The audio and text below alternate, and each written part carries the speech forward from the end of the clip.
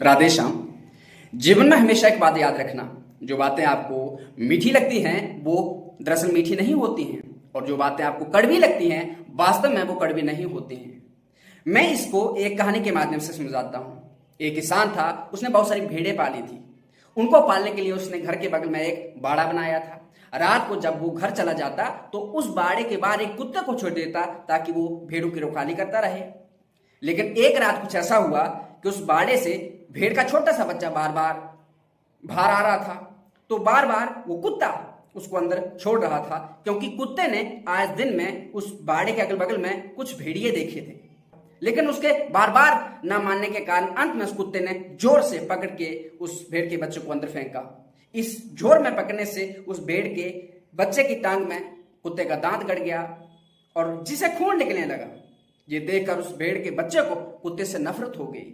अब वो कुत्ते को अपना दुश्मन मानने लगा। उसने ठान लिया कि अब वो आगे से इस कुत्ते की बात नहीं मानेगा। जैसे ही कुत्ते की आंख लगी, वो चुपके से वहां से जंगल की तरफ भाग गया। कुछ दूर गया, झाड़ियों में छुप गया। इतने में देखा पास धीरे धीरे एक लोमड़ी आ रही है। वो पास आई और उसने धीरे धीरे पैर से उस जख्म को चाटना शुरू कर दिया।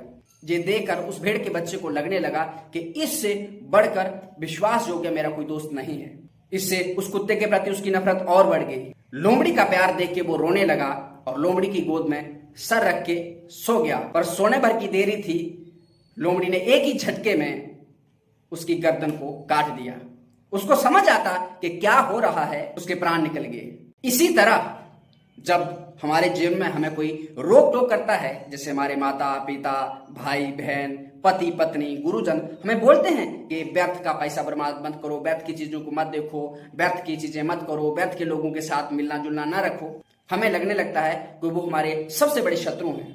उनसे हमारा सुख देखा नहीं जा रहा है, वो हमारी फ्रीडम में बाधा डाल रहे हैं और हम और जोर से उनका विरोध करने लगते हैं। लेकिन इसके विपरीत आपको वही लोग अच्छे लगते हैं जो सोशल मीडिया पर बैठ के मीठी मीठी बातें करते हैं, आपके प्रति हमदर्दी जताने लगते हैं, ऐसे दिखाने लगते हैं कि वो आपके कितने अपने हैं, और वो आपको ज्ञान देने लगते हैं कि सच्चा प्रेम तो आजादी देता है, वो कोई रोक टोक नहीं करता है, आपसे कुछ भी हो जाए वो तो अनकंडीशनल एक्सेप्टेंस है।